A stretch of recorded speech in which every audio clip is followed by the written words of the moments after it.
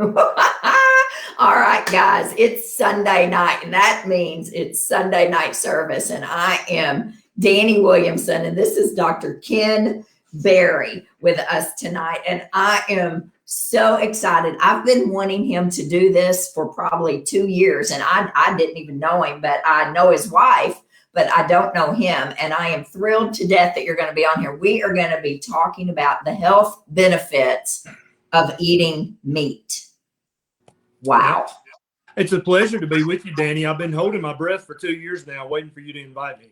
Well, I am, see, when it's ready, it's ready. So this man, guys, he is no nonsense, common sense, practical medicine, exactly what it says on the front of my book, 6 common sense steps to radical healing. And that's what this man is actually all about. And, you know, he's a board certified family practice doctor. He practiced for over 20 years. Were you in Tennessee the whole time practicing? Okay. Yes. I wasn't sure if you were. West Tennessee, right? West Middle Tennessee. Yeah. He's a best-selling author of this incredible book right here, Lies That My Doctor Told Me, which this is a fantastic book. He's got over 1.4 million subscribers on YouTube. What? Yeah, it's crazy.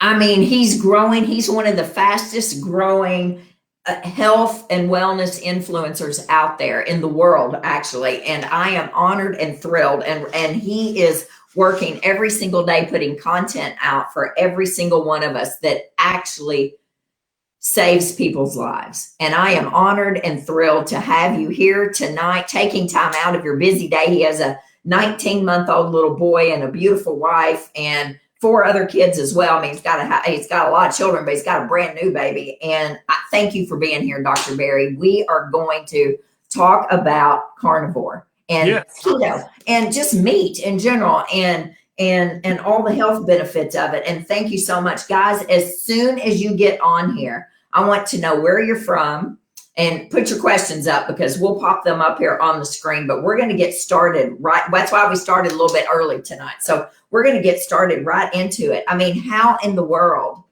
did you transition from practicing to doing this, practicing full time to doing this and become eating carnivore? Because you didn't start that way. I sure did not. No. And so it's kind of a long, convoluted story, but I'll try to keep it entertaining.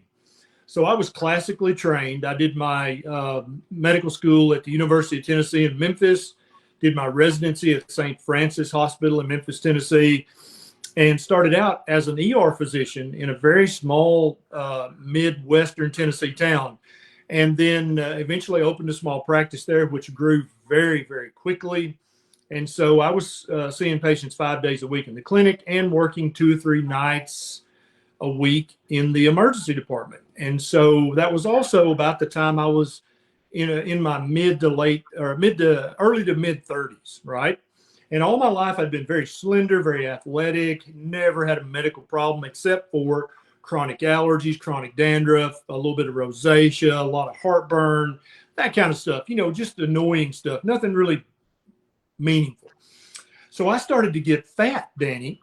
And so, you know, all the stress, all the lack of sleep and just eating pure junk. Back then, I wasn't even trying to pretend to eat right. I was just eating junk. For breakfast, I would have Dutch chocolate milk with powdered donuts crumbled up in it. And I would drink that on the way to work. That was my routine breakfast for a few years there.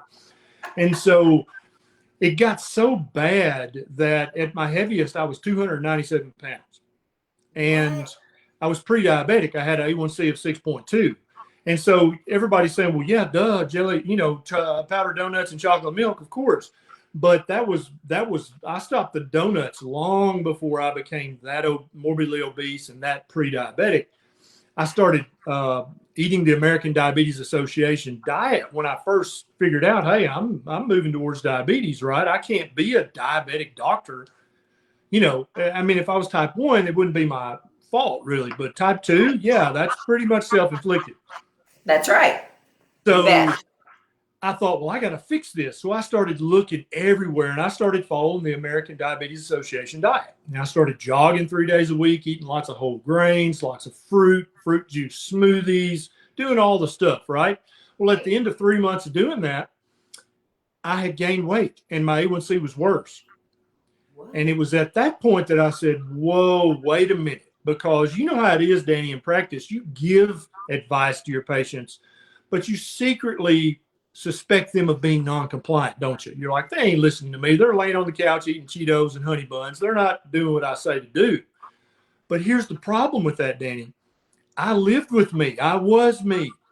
I knew what I had been doing for 3 months and had gained weight and gotten more diabetic following the ADA diet. And it was at that point that I thought maybe, just maybe, it's not that my patients were non-compliant. Maybe the advice I was giving was just wrong.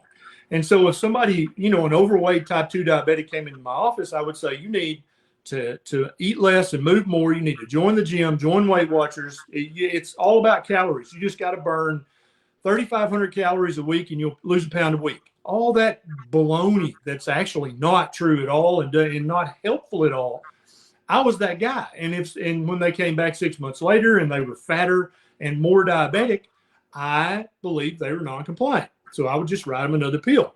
But now I'm looking at them in the mirror at this guy who I know was compliant, right? I was with me every second. I didn't sin, and I still got fatter and more diabetic. So at that point, I had to start looking outside the box. I read the Atkins Diet Revolution. I read the Primal Blueprint by Mark Sisson. I read the Paleo Diet by Lauren Cordain. And I thought, well, gosh, all these guys are acting like eating lots of meat is good for you and all these carbohydrates. Maybe that's my problem. So during this time, I went paleo, and that maybe helped a little bit, but not a lot, because my paleo consisted of lots of spaghetti squash and sweet potatoes and quinoa. And so lots of carbs still, right? So it really didn't help me much. And while I was paleo for a couple of years, I kept hearing about this keto diet, this low carb, super low carb diet. And I thought, well, what the heck? This ain't, ADA didn't work. Paleo's not working much. I'm going to try keto and see what happens. Immediately, I started to lose weight like something was wrong with me. My A1C started to go right back down to normal. But not only that, other weird things like my chronic knee pain from a basketball injury that hurt every single day started to not hurt as much. My heartburn, which had been 10 out of 10 severe.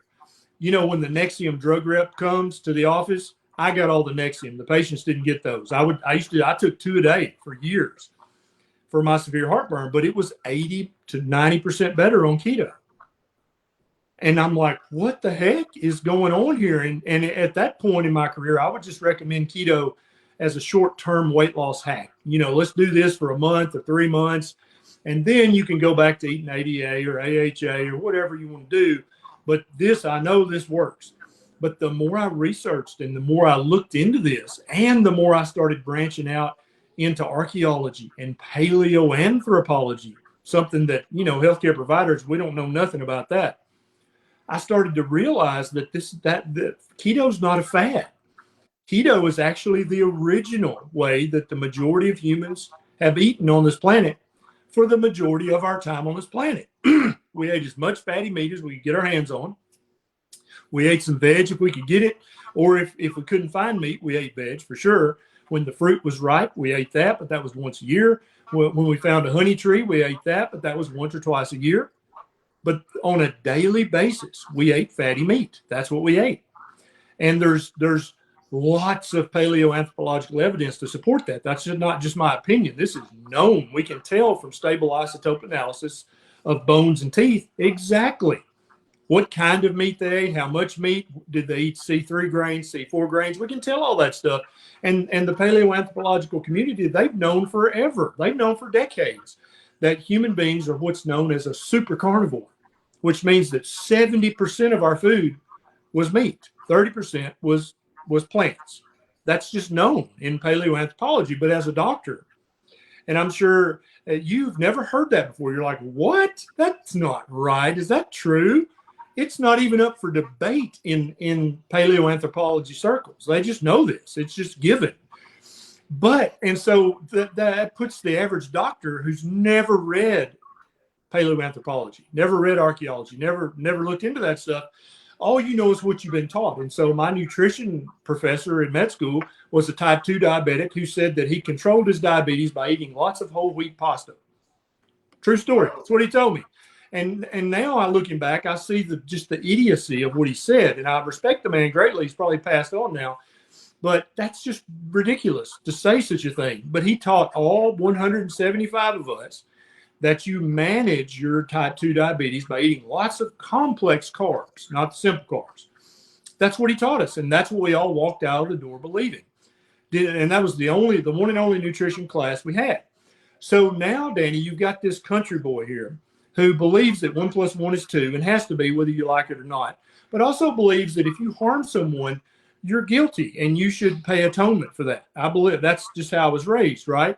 So now here's this guy who's figured out how to fix his obesity and how to fix his prediabetes and a whole host of other medical conditions that I have we can talk about. Now I'm looking back at all those thousands of patients that I'd seen for the first decade of my medical practice, Dani. What did I do to them? I harmed them, didn't I? I gave them bad nutrition advice.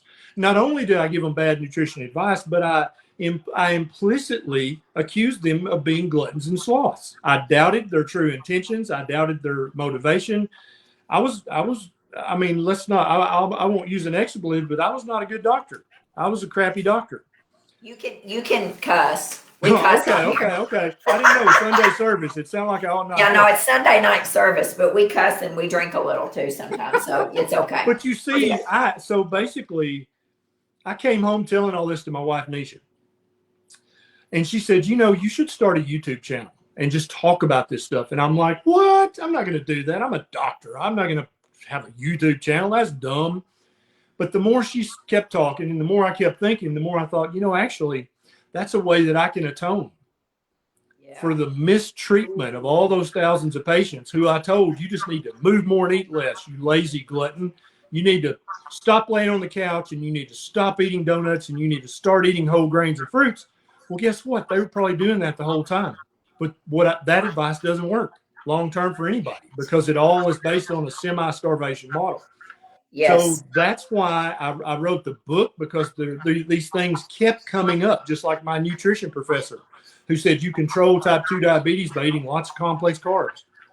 That's not true, but he taught 175 doctors in Memphis, Tennessee. That's what he taught them. You see my point? Yes. And so although it was not my fault that I was giving bad nutrition advice, it still was my problem, and I felt culpable for that. And so when I finally took Nisha's great advice to start a YouTube channel, and it started growing, now I have an opportunity. I have an outlet that I can basically reach out to people in other cities, states, countries even, and say, hey, this is actually how you reverse type 2 diabetes. This is actually how you reverse overweight, obesity, morbid obesity. This is actually how you reverse fatty liver disease. It's not by, if you follow the American Diabetes Association guidelines, all you're going to do is keep taking more and more pills and then eventually be on several pills and 2 or 3 injections. You bet. That's what's going to happen. And so YouTube has given me a way to atone for my previous terrible nutrition advice to all my patients, but also giving me a way to help reach new people who never saw me at the Berry Clinic, but still they need help. They're in desperate need, because I think people are hungry for truth. They're hungry for knowledge. They're hungry for health, I think, and they should be hungry for all those things, and they're hungry for delicious, nutritious food. This YouTube channel gives you all that with a bow on top. Indeed, it does.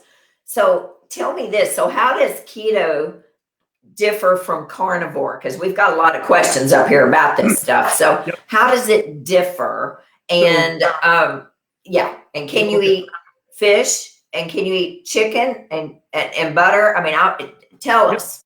Okay. All right. So a ketogenic diet, by definition, is a very low carbohydrate diet.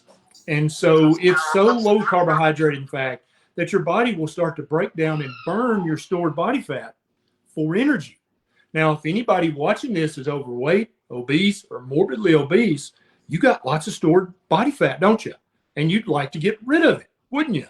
Well, that's how you do it. If you eat low carb enough, you won't take in enough glucose to fuel all your cells. So your body actually has a secondary mechanism called ketosis, where it breaks down fat and turns it into ketone bodies. And then virtually every cell in your body can use that for energy instead of glucose, which is what sugar breaks down into, right?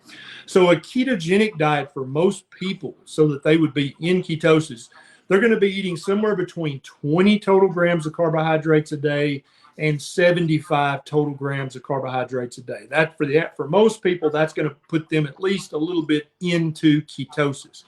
Ketosis is not the same thing as ketoacidosis. Ketoacidosis is very dangerous. Ketosis is very healthy.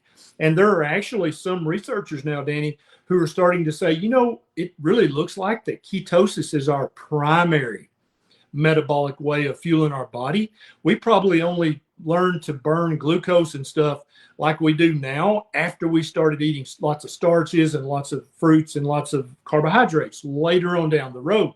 For the first 1 or 2 years as a hominid, we probably were in ketosis virtually every day of the year, except when the fruit was ripe. And of course, we took advantage of that because that's a great way to put on 5 or 10 pounds for the winter, is to eat all the fruit in the late summer. And you will put on 5 or 10 pounds if you eat enough of it, right? So that's keto.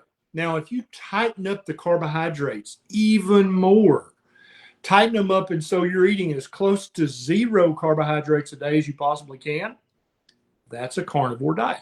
And so a carnivore diet is where you only eat animal sourced foods. And there are some few carbohydrates in some animal foods. An egg has about 1 gram of carbohydrate. A serving of liver has 2 to 3 grams of carbohydrates, but you don't worry about that. On carnivore, you don't have to track macros or carbs. You don't have to do any of that. You just eat fatty meat until you're comfortably stuffed. And that meat can include any red meat. And for me, that's the best meat. I feel the best when I eat red meat. Any poultry whatsoever, any wild game whatsoever, any fish, anything that swims in the ocean, that's fair game on a carnivore diet. Any egg, butter's great, ghee is great. All of those things that is a carnivore diet, as close to 0 carb as you can get it. So the carnivore diet is actually a subset of a ketogenic diet, which is a subset of a low carb diet.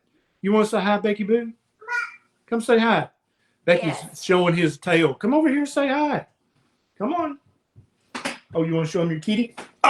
This is my 19-month-old Becky. Yay! Show him your kitty cat. Hey there, Becky. How are you? Now go play. Oh, goodness. Boy, get out of here. Oh, he's beautiful. Beautiful. Takes after his mother. Oh, yeah. Okay, so where were we? Okay, we can eat the fish and so no coconut oil, I'm assuming, or no? Well, here's the thing. Some people can use coconut oil just fine. Some people can use avocado oil just fine. Some people can use olive oil just fine, if you can find real unadulterated olive oil, which is very hard to do in the local supermarket.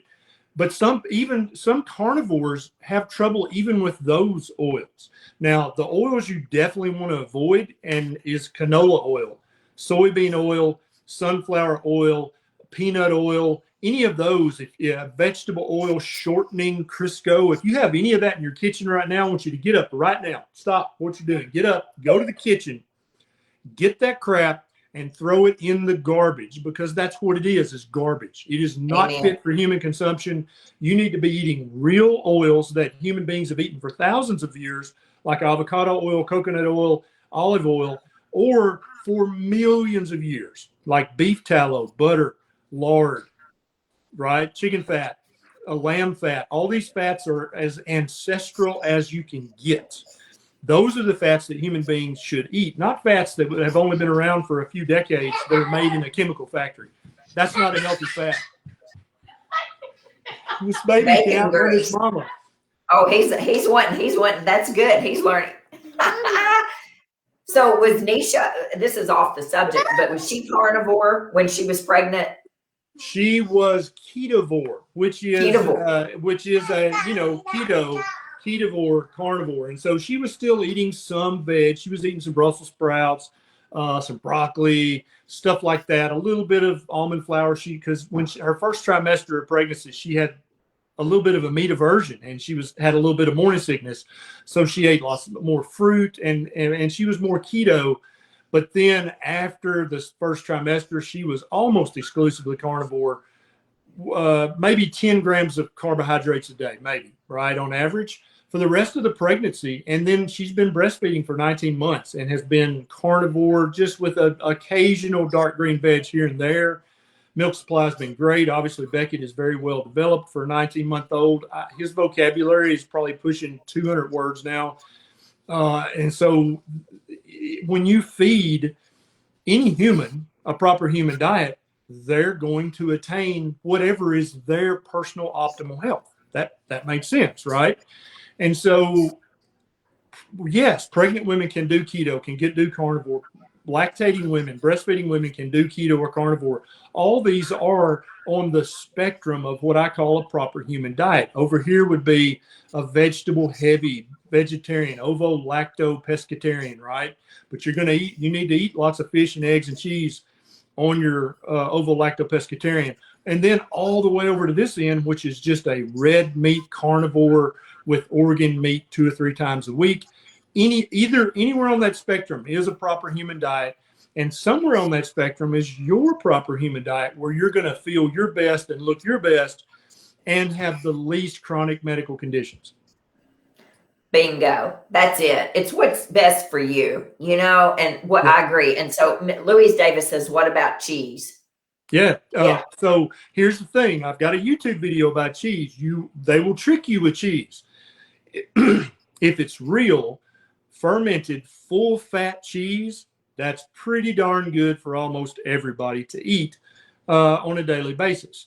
If it says cheese food, cheese product, processed cheese food product, then by federal law, it only has to be 51% cheese. It can be 49% rat turds, and that's perfectly legal, and the federal government is fine with that. It has to say just cheese. And you only want to get the full fat version, because fat is not your enemy. Fat is your very close friend. That's right. That's right. We're going to do one question, then we're going to do rapid fire questions at the end, guys. We're going to just zip through them like that at the very end. But Dr. Berry and I had already talked about this before you guys came on here. Teresa is asking about alpha-gal. Yeah. So there is a tick-borne illness called, we abbreviate and call it alpha-gal, where you can be quite sensitive to eating red meat. Yes. Most people with alpha-gal, this sensitivity only lasts for a few months for most people. Now, I've heard a few cases where it lasted longer than that. Even with severe alpha-gal, these people are still able to eat most seafood. They're still able to eat eggs. They're still able to eat cheese. They're still able to eat lots of ancestral fat and protein sources, but they just need to avoid the red meat like beef, sheep, goat, venison, and other wild game. That's how most people's alpha-gal acts, and for most people, it's temporary. Yeah, that's what we were talking about. So that's exciting to know. What about people on a budget? So I was on food stamps for 5 years. When I got divorced, my kids and I were on food stamps 18 years ago. Well, 13 to 18 years ago. There's no way that I could have eaten grass-fed, grass-finished. I couldn't have bought it. I mean, food, for 3 of us. What about 2 days worth of food, right? Yeah, that's exactly right. And so I shopped at Aldi's, which I still shop at because I love Aldi's, and they have grass-fed lamb there, by the way, from Australia at a great price. But what about, let's talk a little bit about ketovore on a budget for those of us that are on a budget. Absolutely. And so let's first talk about the meat issue. There are so many gurus out there who will say, well, it's okay to eat meat as long as you eat grass-fed, grass-finished, panda massaged beef that's grown in the Himalayan mountains and massaged by monks twice a day. That beef is healthy and good for you. But if you're just buying regular beef at the grocery store, oh, that's pure poison. That's horse pucky, Danny. None of that's true. Okay. My friend Rob Wolf wrote a book called The Sacred Cow, and he goes into quite a bit of detail, him and Diana Rogers, who wrote the book together, about this myth. And it is a myth. Okay. The only noticeable difference between the nutritional profile of grain finished beef, because first of all, grain finished beef is still grass fed for 70 to 80% of their life. They're only finished in the last few months with grain. Yes. Okay. Whereas a grass fed, grass finished cow eats nothing but grass. Now, I do think that's the best way. And indeed, in the nutritional profile, it turns out that grass fed, grass finished beef does have a little bit higher omega-3 fatty acids, and it does have a little bit lower omega-6 fatty acids. That is absolutely true, but it's like a 3% difference, Danny. It's not black and white. It's not day and night, okay? So if you are like I once was, broke as a joke, or like Danny, on food stamps with a bunch of kids, right? Well, just two, yes. Well, that's a bunch. If you're that is a bunch. There's a bunch for no money. Yep. Yeah. And so if you're in that position and you're like, I can't afford $22 a pound ribeye, I can't afford that.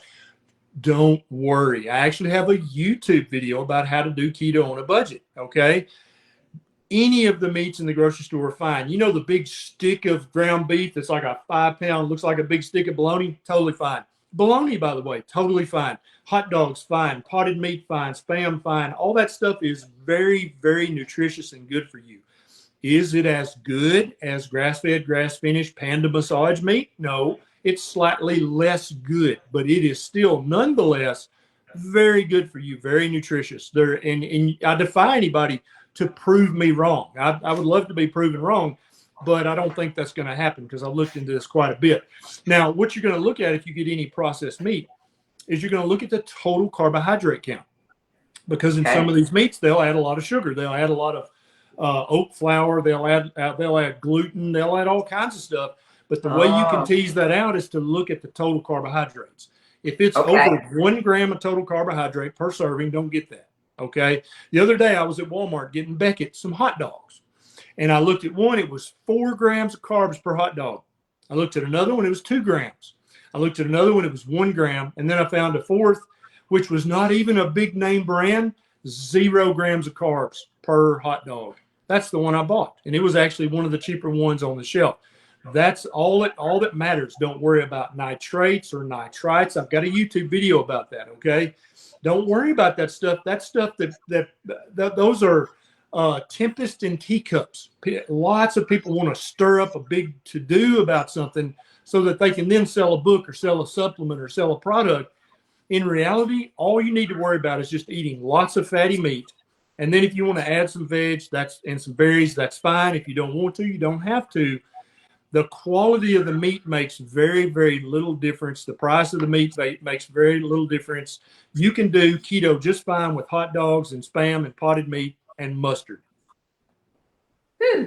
Well, you know, that's interesting what you said about the grass-fed, grass-finished, or grain-finished. I just bought in Western Kentucky, because I'm from a country girl from Gilbertsville, Kentucky, a half a cow. I split a cow with my dad from the Amish in Mayfield.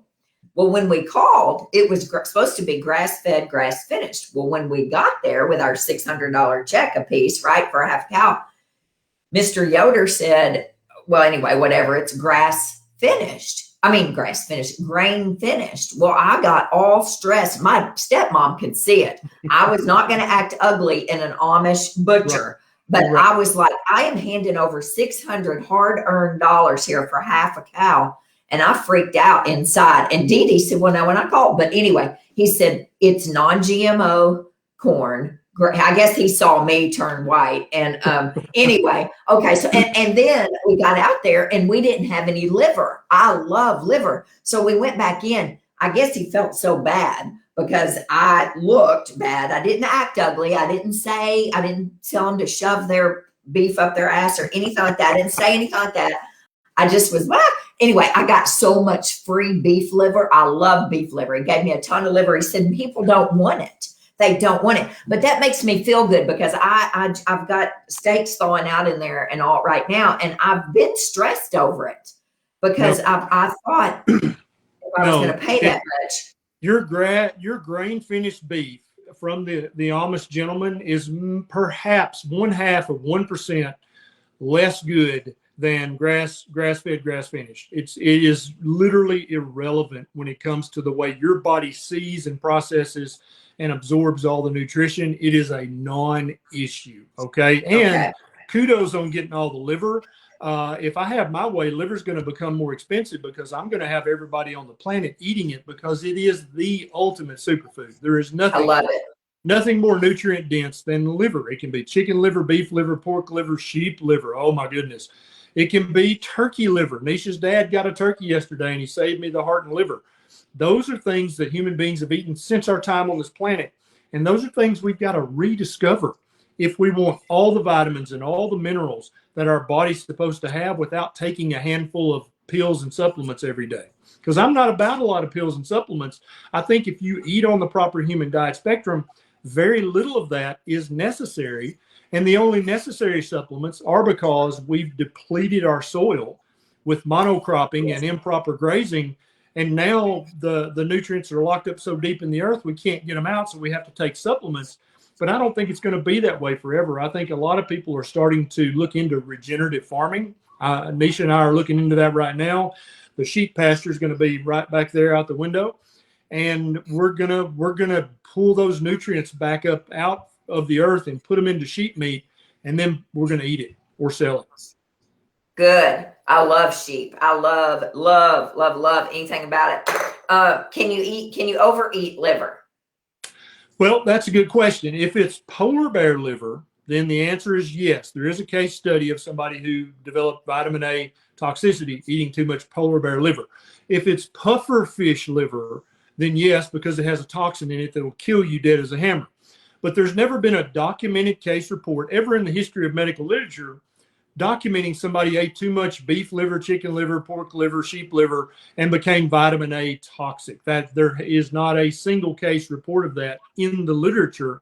So I would say, as long as you're not eating liver more than once a day, there's nothing to worry about. Okay.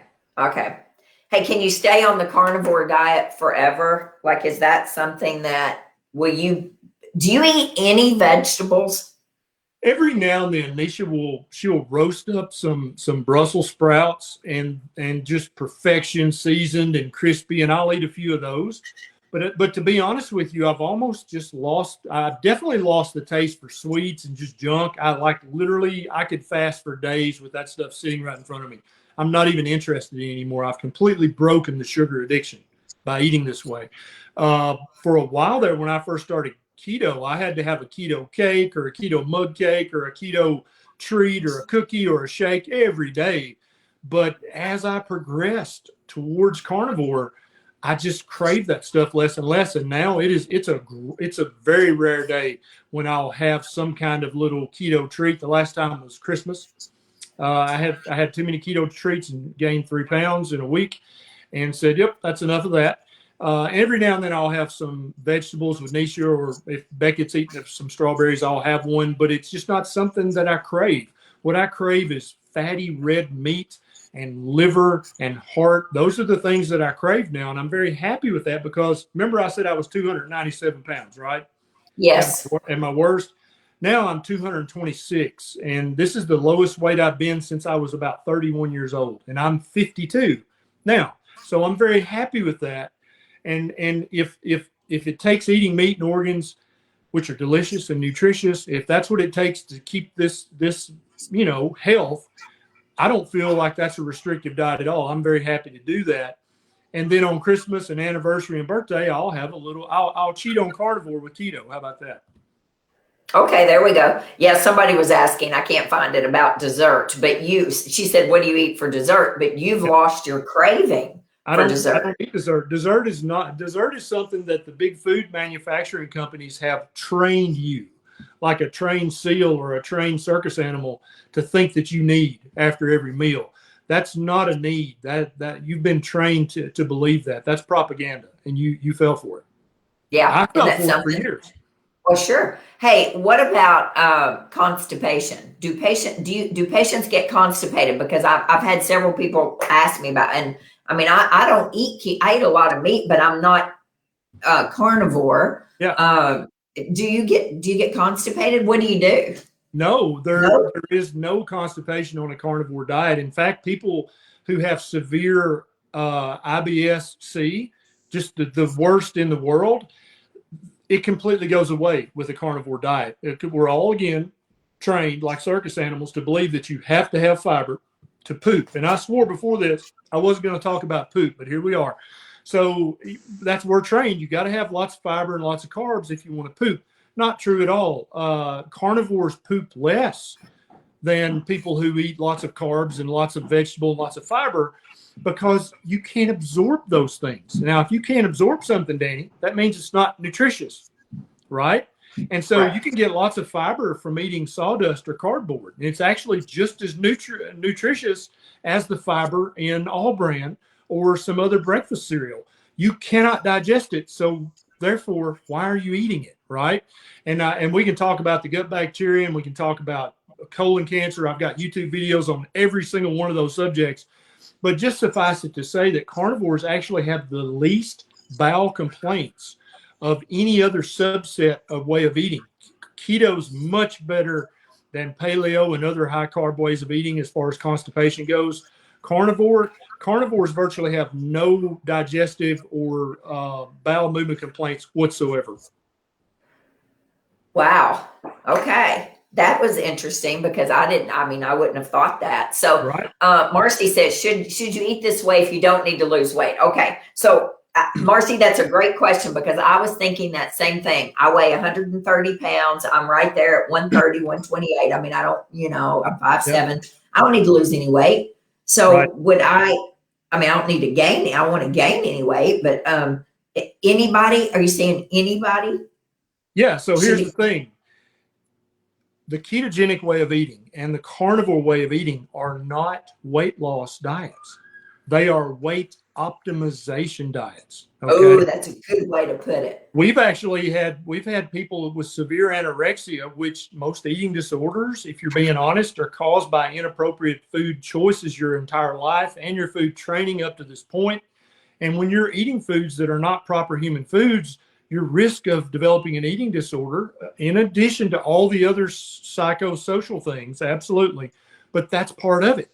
And so we've actually had people who are severe anorexics turn to keto or turn to carnivore and have no further symptoms of their anorexia, but they actually gain 25 pounds, right? Oh. And so what keto and carnivore do, since they are on the proper human diet spectrum, is they move you towards your ideal body weight, which is whether that's up or down, the diet doesn't care.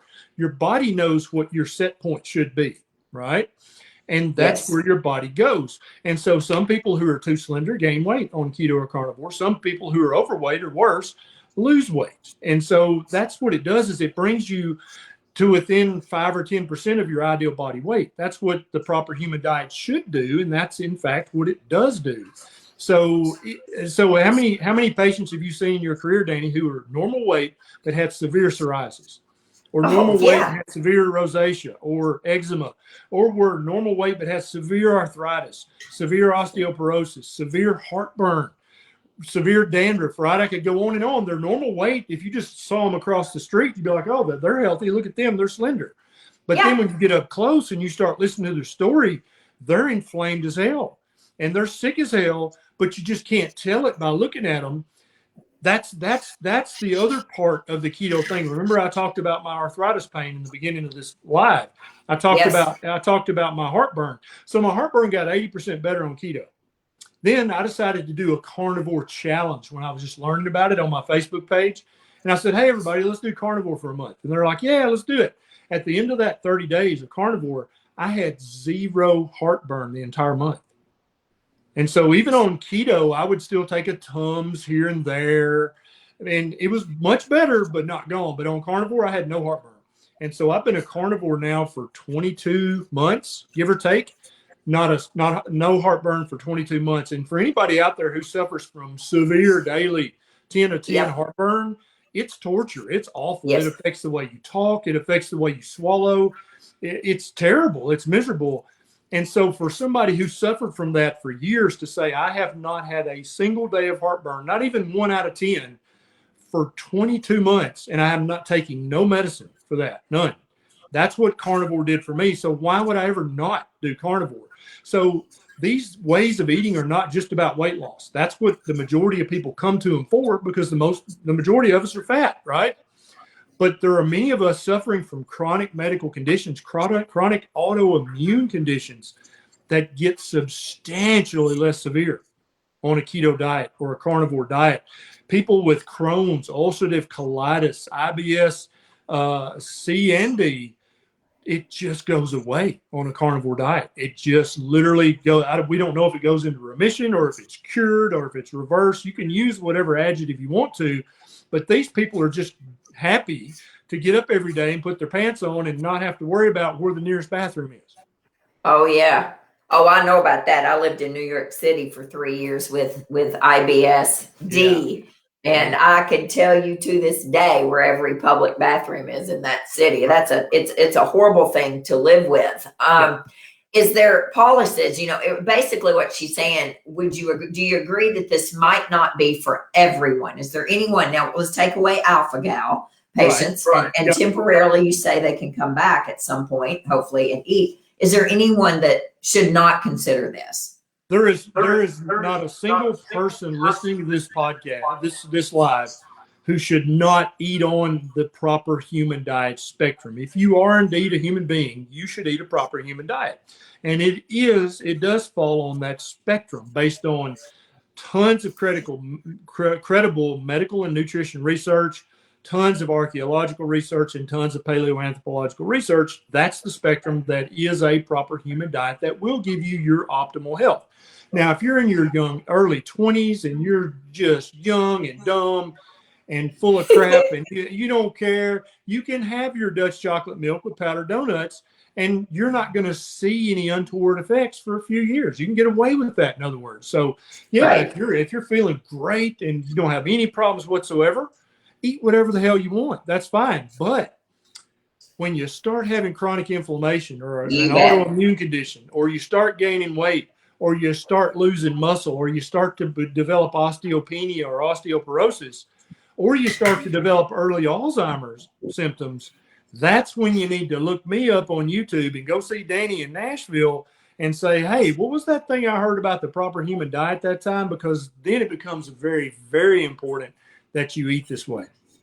You bet. Sherry says, what about elevated LDL levels for someone who already has familiar high cholesterol and the body making TMAO with meat? I'm afraid of heart disease. And I'm sure a lot of people ask something like this. Yeah, absolutely. So first of all, TMAO is the latest sexy molecule that vegan researchers have latched onto because they think that they may be able to use it to prove that meat's bad for you. But remember what I said earlier, we have been eating meat as a hominid, as our family, for 2 to 3 million years. Okay. Yes. Meat that would be like saying, oh, we've discovered this new thing. Water's bad for you. Stop drinking water. Right? Or no, we looked into it and breathing air is bad for you. Hold your breath from this. That'd be like, what? Meat is an ancestral food as it gets for Homo sapiens sapien. There is no food that we've been eating longer than meat. So to even imply that meat is somehow bad for you, you better have some damn good research to back that up. And the TMAO research is laughable. It's foolishness, okay? I've got one video about that, and I'm working on another one because they're trying to make hay with it so bad. But when you actually look at it, it's just foolishness. TMAO is not a molecule of concern. If your LDL cholesterol is high, I've got YouTube videos that'll explain to you why that's not a big deal whatsoever. What really is the big deal is if your triglycerides are high, or your HDL is low, or your hemoglobin A1C is high, or your C-peptide is high, or your fasting insulin is high, or your CRP is high. Those are the ones that really predict future heart attack, future stroke, and other future chronic diseases. Having a high total cholesterol and a high LDL cholesterol is trivial background noise. And I know I just shocked probably a couple of nurse practitioners and a cardiologist or two just lost their upper dentures when I said that. But it's true. It's absolutely true. I'm sorry. The research on this is clear. I've got YouTube videos. And here's the thing about my YouTube videos. If you don't believe what I'm saying, all the research is in the show notes. You can go look it up and print it out and take it to your doctor and discuss it with them. Okay. So obviously, Dani probably told you this already, but none of this is medical advice for you personally. This is just two people who know their stuff talking. That's all this is. But yeah, the LDL thing is not anything to worry about. Having high triglycerides, that's very dangerous. Having a high A1C, that's very, very dangerous. You've got to fix those. Last time I checked, Dani, my total cholesterol was 350 and my LDL cholesterol was 250. And I'm not worried about that at all because I've got a beautiful A1C, a beautiful CRP, a beautiful C-peptide, a beautiful fasting insulin, and a beautiful HDL. I check every bit of that, but I don't check a C-peptide very often. I love a C-peptide. It's such a wonderful test. We can talk about that now or another time. Well, see, I mean, we're always learning something. So, okay, tell us why we need to check that, why we need to ask our providers to check that, because absolutely, I check it for some endocrine patients that I see that I share with another endocrinologist in town, but I don't do it myself. Tell me why. Why am I? Here's how it helps you. Here's how it helps you. If someone is a pre-diabetic and they come in and you check just a CMP, right, that's going to have a fasting blood sugar, that can very well be normal, right? Sure. In the earliest stages of pre-diabetes, they can still have a normal hemoglobin A1C, yes, right? But what's going to start to elevate sometimes 10 years before somebody develops type 2 diabetes, what's happening in your body, you're having to make more insulin to cope with the amount of carbohydrates you're eating, right? And you're overcoming your pancreas's ability to make that insulin. And so it's having to try to make more and more and more. C-peptide actually breaks off from the pro-insulin molecule and goes its own way. It's 1-for-1 with insulin. And so it's an excellent proxy marker for insulin production. You can use it to diagnose type 1 diabetes because if it's 0.0, then they can eat low carb as they want to. They're still going to have to take some insulin because they're type 1 diabetic because they're not making any insulin. But if their C-peptide is elevated and their A1C is still normal, then they are a pre-diabetic who have not yet went far enough down the road to elevate their hemoglobin A1C. And so it actually allows you to catch type 2 diabetes and pre-diabetes 3, 5, 10 years in advance because I'm sure you've read the research. Before you even develop type 2 diabetes, when you have pre-diabetes, damage is being done. You bet. Absolutely. They proved it at UT in Memphis with the VA study. Before type 2 diabetes is diagnosed, you are already damaging the little arteries in your heart, your eyes, your kidneys, below the belt and other places because we want to keep everything working, don't we, Dani? We want it all to work and to work well. So if you're a pre-diabetic, but you still have a normal A1C, the only way to discover that is either with a C-peptide or a fasting insulin. And a C-peptide, you don't have to be fasting for. That's why I love it so much. Okay, because I check a fasting insulin all the time. But okay, I just learned something great, and that was worth the whole night for me right there because maybe I'll just pick up on something on a patient one day. This is my friend Lori. Lori has lost 100 pounds. You should see this girl. I see her 3 or 4 times a week. She comes in, she's lost 100 pounds on keto. And let's see, but the additional 15 pounds, she's up and she's done her food sensitivities and she's lost that and no processed food. So there you go, sis. I don't know if you're where you want to be, but if you're not, maybe you should try, carnivore then. I mean, I've been so, I tell you what you said tonight that got more people, and I'm trying to find all the things here, is when you were talking about eating Spam and potted meat, that was okay. I think they went a little, that's not good for people. They didn't appreciate that. Yeah, a lot of us believe that. I used to believe that, Dani, but my believing in that didn't actually make it true. It just meant I believed something that was wrong. Yes. That's exactly right. You're right about that.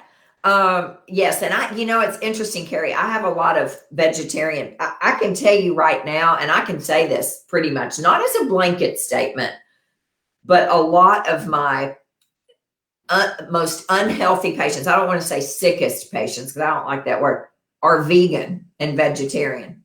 Did you see that in practice? Yeah, and I practice in a very small rural county, so there weren't a lot of Yes, you vegans and did. vegetarians. But in my online practice, all the time. And so here's the thing: I have great respect for vegans and vegetarians because at least they're trying to do something. They're trying to Yes. think about this nutrition debacle, and I applaud them for that.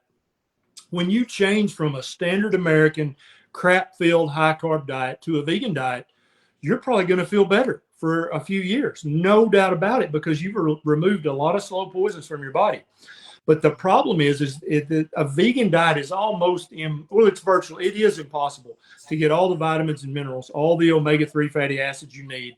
And ALA is not the one you need. It's DHA and EPA. You just can't get it from a vegan diet because many people are poor converters of ALA to EPA and DHA. They just can't convert enough of it. They could eat all of the ALA rich stuff that they want.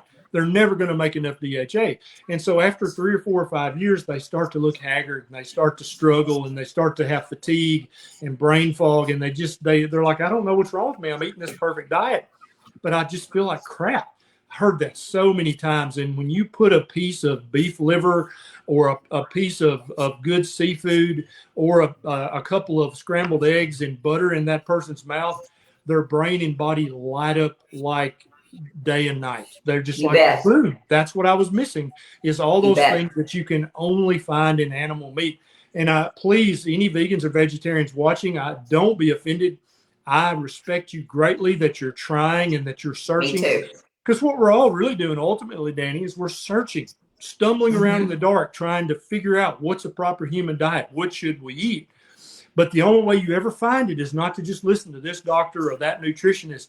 You've got to dig deep into archaeology and paleoanthropology and blend that with the meaningful research from medicine and nutrition. That's the only way you uncover it, because the average nutritionist or diabetic educator, they believe a plant-based diet is the best way to go. They believe that in their heart of hearts. And so that's what they're going to teach you. They're not being evil or deceptive. That's just what they believe. But just because they believe it doesn't make it true. Ah, that's right. That's exactly right. Look at that. She's been doing keto for 7 weeks now and has never felt better. Exactly.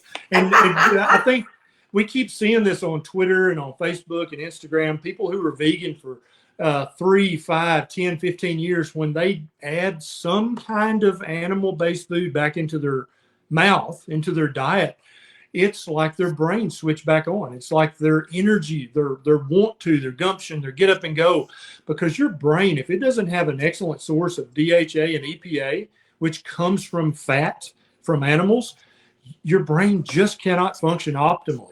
Some of us can convert ALA from plants, 4 to 10% of it into DHA and EPA, but some of us can't convert any of it. And those are the people who really suffer on a vegan diet after just a few months or a year or two. Yeah, you're right about that. Too much calcium is not good either. I've gotten calcium deposits from too many Tums. Yep, you sure will. Yep. Yes, you will. Okay, let's see here. I want to ask you a couple of things. Oh, I know somebody talked about her doctor and her numbers. That was a question I had. How do you recommend patients talk to their providers about this? Because, you go in and tell your healthcare provider you're eating just meat, no vegetables. I mean, not many healthcare providers. What would you have said 15 years ago? Well, I was a country boy. I'd have probably been impressed. Like, wow, okay, you're like the farmer's duck, aren't you? Okay, but I wouldn't have fired them or kicked them out. But I think there are some doctors and diabetic educators who would kick you out of their practice if you told them you only ate animal-based foods. Yes. So is the question how to talk to your doctor about your diet, or how to get them to order? Yeah, I mean, because if they saw a cholesterol of 300 and something, yeah, total cholesterol, LDL at 2 something, like you said, I mean, you're going to be put on a statin drug immediately. Yep. If the doctor is behind on their reading, yes, that's exactly right. But and most are. I can't tell you how many hundreds of healthcare providers have emailed me and Facebook messaged me and DM'd me on different social media saying, thank you for your YouTube videos. I didn't believe you when I first heard you say that actually having a high total cholesterol is protective and good. I thought you were an idiot. But then I read all the research that you posted in the links down below. And now I'm looking at myself in the mirror like an idiot. Like, how could I buy this statin bullshit for all these years? How did I not figure that out myself? And so people might be surprised at how many healthcare providers are woke to keto and carnivore. Many healthcare providers are doing keto or carnivore themselves, but they're afraid to recommend it to their patients because of liability issues, right? But when you go in and say, hey, I'm eating the proper human diet, I eat lots of fatty meat and a little bit of veg, what might happen, and it might surprise you, is your doctor says, yeah, me too. I love it. And that's something. So you don't eat any bread at all? Nothing. Never. No gluten-free bread, no grains whatsoever. That's another thing that I really loved on my paleo diet was Ezekiel bread. I loved Ezekiel bread, man, with some organic, no sugar added jam and some organic non-GMO peanut butter, son. I'd stack it up 3 or 4 stack. Oh, just eat it. I was just fat as a mud hog, but I thought I was doing good, man. But no, I haven't touched a piece of bread in 5 or 6 years, and I don't feel deprived. I have no vitamin or mineral deficiency. Bread is not the staff of life. Bread is something. Bread's an excellent starvation food, Dani. If you're starving to death, like most of the scripture we read about bread, those people were starving to death. So yes, bread is an excellent food to keep you from starving to death. But if what your goal is optimizing your health and optimizing your body fat percentage and getting to an ideal body weight, bread's not the answer. It never has been and never will be. Agreed. Vicki, I cook my liver a million different ways, but now see, I put a tiny little bit of almond flour or cassava flour is what I've been using on it, which you wouldn't use. Yeah, but that's fine. That's not a big deal. It's literally like 3 tablespoons, of the whole thing, and I shake it up, so it doesn't have 3 tablespoons. Yeah, but that's how I do it. I just dinner. I'll eat your liver with cassava flour on it. I won't be offended. Well, let's do it. Y'all can cut. But now, would you eat onions with it? Because I cook mine with onions. I do liver and onions. Oh. Yeah, I don't mind cooking it with onions and garlic. I don't just eat copious amounts of onion and garlic, the actual fruit of the plant, but I love the flavor of both. And I often use like Redmond's real salt. They have a lemon pepper and a garlic and an onion salt. I use that all the time on my meat. I love that stuff. Yeah, I would totally have a little onion. That's my favorite salt. I'll tell you my favorite right now is I've got to say, because I'm sitting in here, I just went to Savory Spice Shop. Have you ever used their black garlic salt? Oh, yeah. We bought stuff from them before. I love that place. This is my favorite on everything. This on meat. This Santa Maria sea salted barbecue rub. No sugar in any of this. Savory. I love her stuff. I think she does a great gig. And so you do use spices. You do use herbs. We can do all of that. What about what about a libation there? I love a cocktail. Yeah. Well, and so first of all, we have to be honest. Alcohol is a toxin to the human body. There is no way to get around that. All alcohol. 100%. Even that heart-healthy red wine, that's bullshit, okay? All alcohol is a toxin to the human body in any amount. Yes. There's a reason you vomit it up. If you drink too much, it is straight up a poison. Yes. Straight up poison. But with that being said, now that you understand that, full disclosure, if you want to have an occasional drink, I do. Maybe once a month, I'll have a mixed drink or I'll have a little glass of very dry wine. But I don't crave that. I don't miss it at all. If we have friends over or we go out somewhere, I might be like, I'll have a gin and soda. But I seldom finish it. I've lost the taste for it. But yeah, there are ways to have keto-ish friendly alcohol. Beer, no, sorry, grow up. Beer's for college kids. Okay, if you're drinking sweet wine, yeah, that's just pure sugar. You got to stop that. Okay, either a very, very dry wine in a very small quantity, or a mixed drink with 0 carb as the mixer. That's okay occasionally, but in the end, we have to just look in the mirror and say alcohol is poison. Okay, if you want to have an occasional libation, that's probably not a big deal. But if you want to have a drink every night, that's going to cost you in the future. Okay. I hear you. What about calories? Do calories matter on here? Now, counting calories is a complete and utter waste of time. We have had tens of thousands of people reach out to us on social media and say, I ate as much fatty meat as I could hold. And our key phrase is eat until you are comfortably stuffed. Okay. There is no portion size. There is no calorie counting. There is no restriction. There's no control. You listen to your human body when you're eating a proper human diet. When your body says, oh, that's it, I'm done, I can't eat another bite, that's when you're finished eating. If you're eating a proper human diet, you never push away from the table hungry. That is the definition of semi-starvation. Why would somebody want to starve themselves for the rest of their life? That's not natural. That's not normal. Any animal in the wild, including humans, when they find the source of food, they eat until they're comfortably stuffed. And then they walk away and take a nap. That's what every mammal on the planet does. And that's what we should do as well. Only when you're eating high carbohydrate, ultra processed bullshit do you have to just have a small portion or push away while you leave some on the plate. All that baloney that we were taught was the secret to weight loss. That's not the secret. That's just reindeer games. That's busy work. When you get ready to lose a lot of stored fat, you're going to start eating as much fatty meat as you can hold and then walk away from the table and don't eat again until you're truly hungry. That's how you do it. Which is exactly leads us right into intermittent fasting, because you do intermittent fast, don't you? I mean, sometimes, most days you're 18 hours or more, or how do you usually, what time is it? It's 7:00. Have you eaten? What's your day like?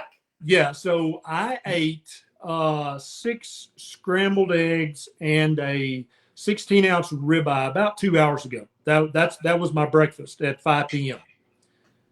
Right. Okay. And so depending on family, depending on work commitments, depending on where we're at in the world, I fast every single day, somewhere between 16 and 22 hours every single day. Some days I'll have one giant meal in the day. Some days I'll have 2 meals in a 6-hour feeding window. And so I'll fast for 14 hours, right? Or however many hours that winds up. Yeah. 18 hours. Yeah. And so but when so there's 3 macronutrients in food. There's fat, there's protein, and there's carbohydrates, right? And when you eat a high carbohydrate diet, there's no satiety to that. People say, oh, oatmeal's so satisfying. No, you're hungry in 2 hours, okay? Just be honest. When you eat a high-fat, high-protein diet, those 2 macros are the most satiating, the most filling. They keep you feeling full the longest. So when you eat a breakfast of bacon and eggs or steak and eggs or whatever protein and fats you love, you're not hungry again for many, many hours.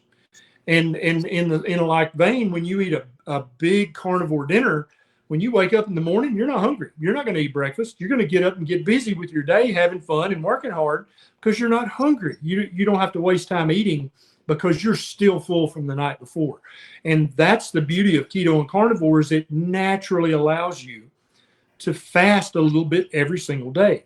We all fast for 8 hours every night when we're asleep. But when you're eating a high carbohydrate diet, you damn well better have breakfast within an hour waking up or you'll be getting lightheaded. But when you're eating keto or carnivore, you can go to noon before you eat, or 2 p.m. or 4 p.m. or like me, sometimes 5 or 6 p.m. before food even crosses your mind.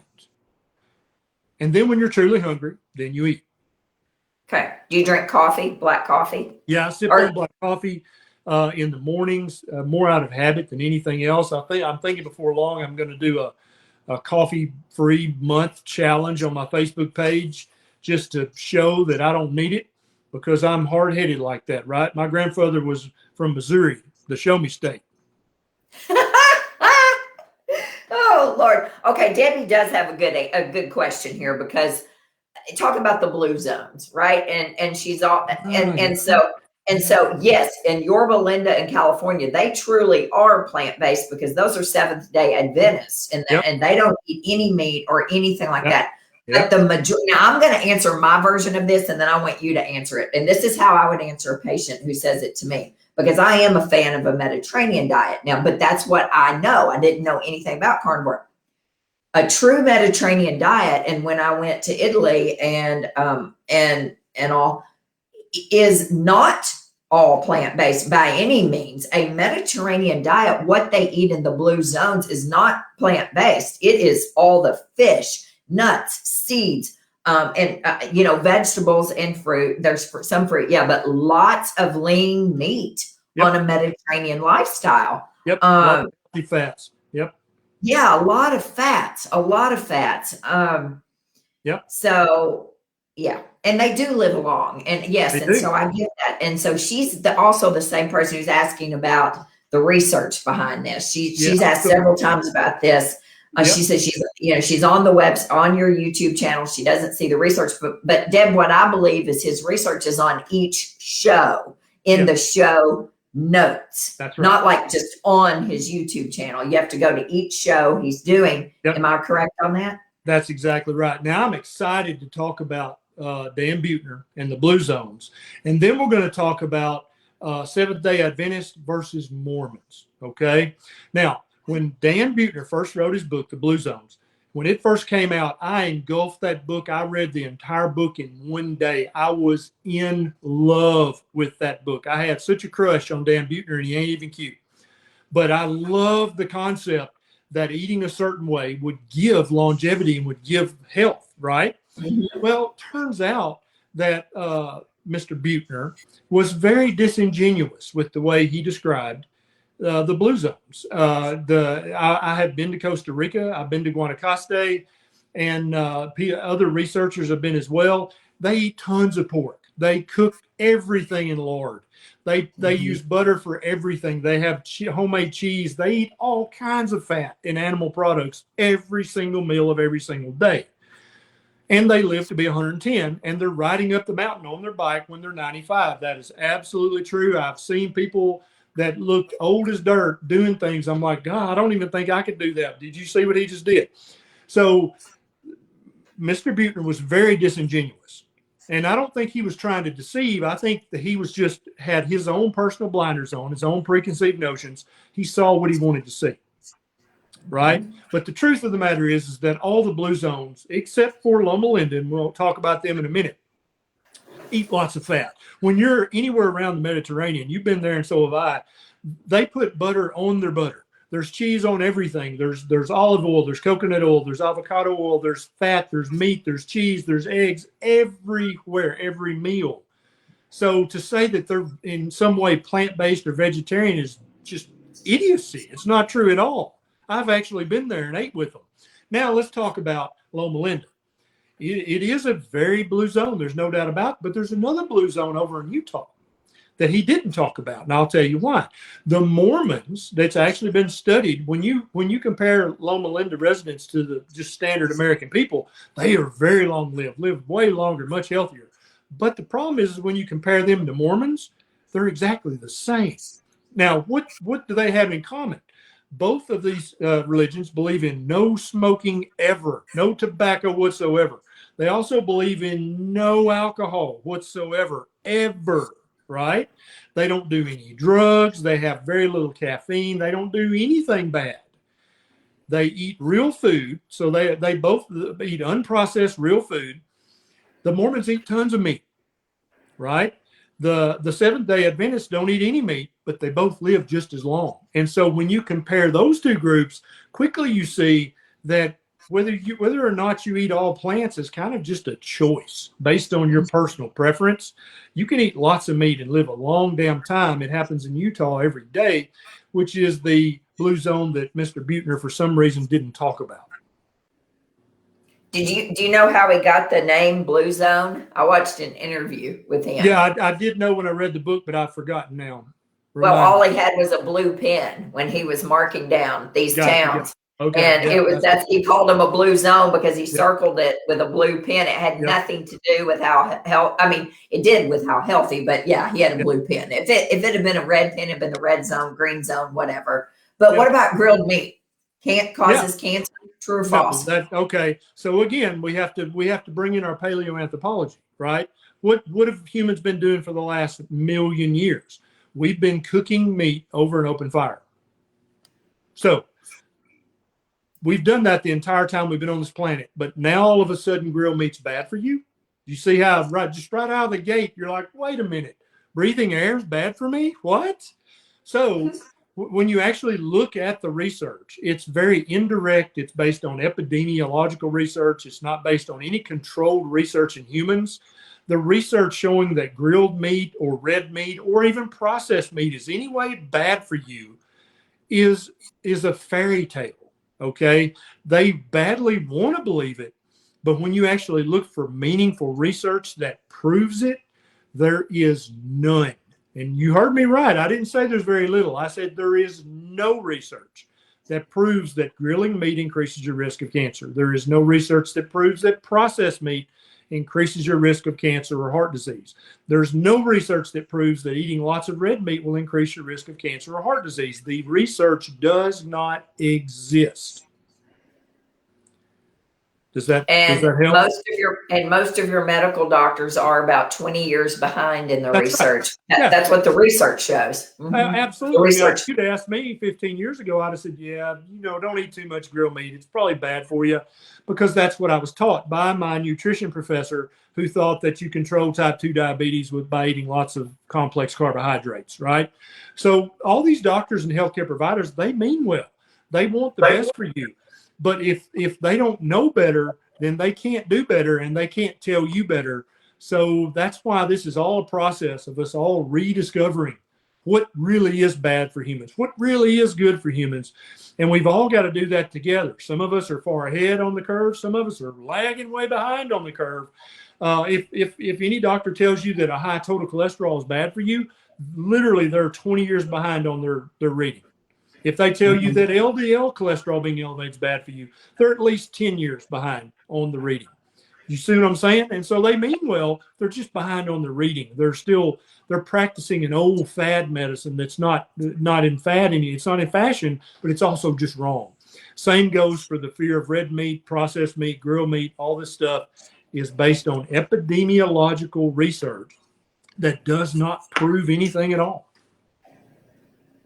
I think the processed meat comments have caused, or your comments have caused some uproar over here in the comments for sure. Yeah. Hey, and Debbie, I believe you 100% what you're saying here. The reason vegetarians may not be healthy, that's right. They're not eating a vegetarian diet. They're eating a processed. She's talking about processed foods. And she says she's almost vegetarian and feels amazing. And I think that's fantastic. Yeah, me too. I do too. Because I think you have to eat what helps you feel phenomenal. Okay. And so we are way out of time here, but you could talk forever, but I want people to know that you are research based, and you don't just say things. And I know that people do say that, that think that, anybody who goes against the grain truly is not speaking the research, but I think that I do know you enough to know that you are evidence based. Absolutely.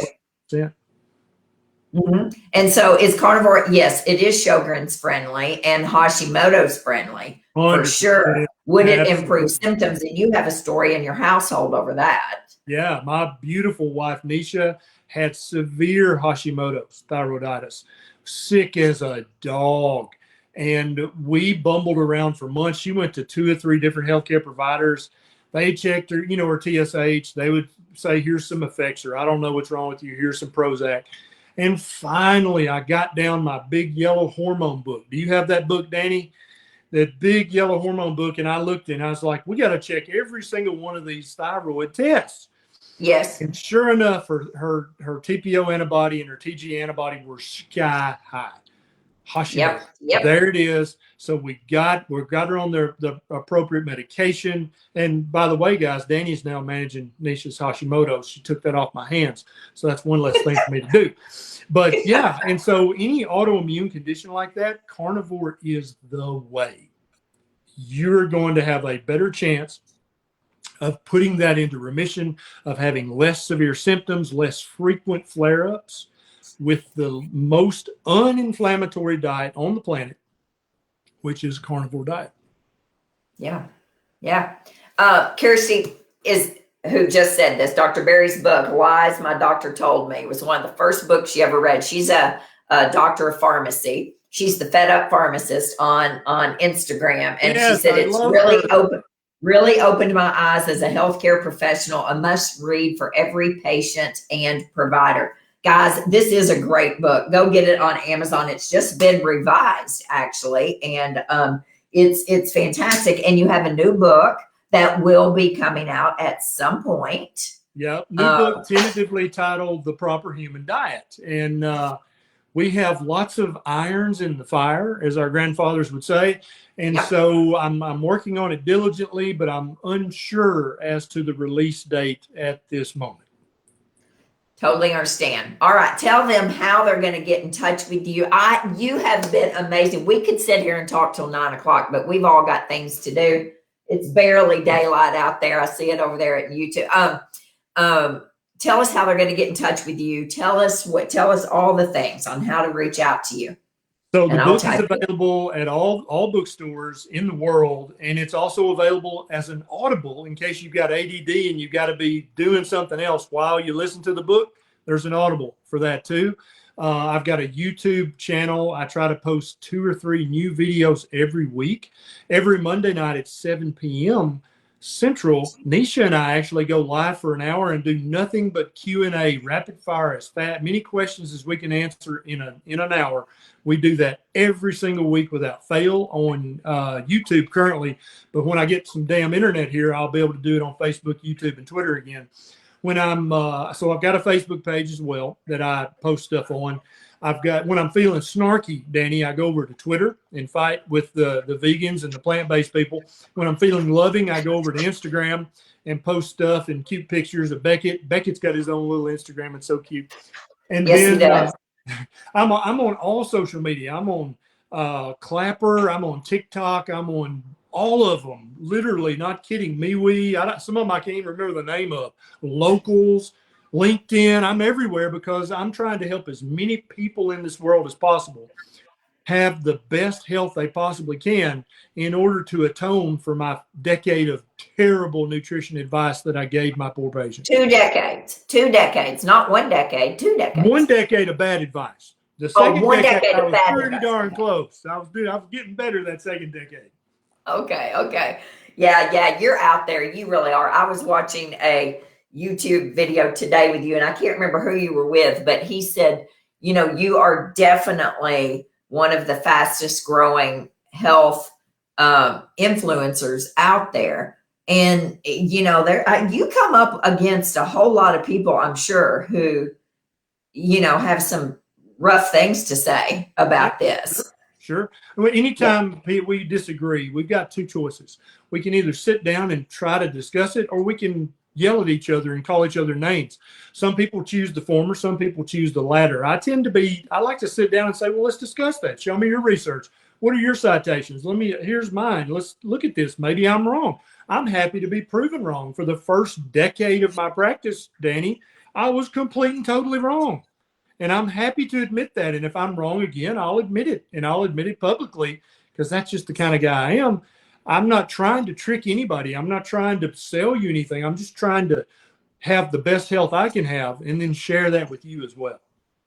Well, I appreciate you. And thank you so much for taking the time tonight to be on here. And guys, you can post your questions up there. I'll tag Dr. Barry in this and send it over to his page as well. And he and his team can answer any questions that you have. And thank you so much. And we'll get you back on here again. And when my book comes out and all. So we'll, looking forward to it. All right, listen, guys, you guys have a great night. It's Sunday night.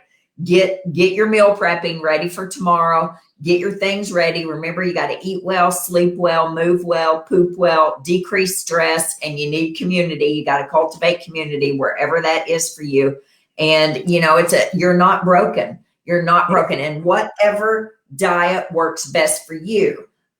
He's a carnivore man, and this is what he's done for now nearly 2 years. But I just want you guys to open your minds and your hearts up to something new, right? And just think, maybe, maybe it's not for you exactly or 100%, but always be open-minded. Don't be so open-minded that your brains fall out over there. You gotta use some common sense on all this. But yeah, I appreciate you so much. Thank you. Thank you. It's been a pleasure, Dani. And let me know when that liver's going to be ready. I'll be over. Okay, I'll get her done. I will. There'll be a little bit of cassava flour on it though, but I'll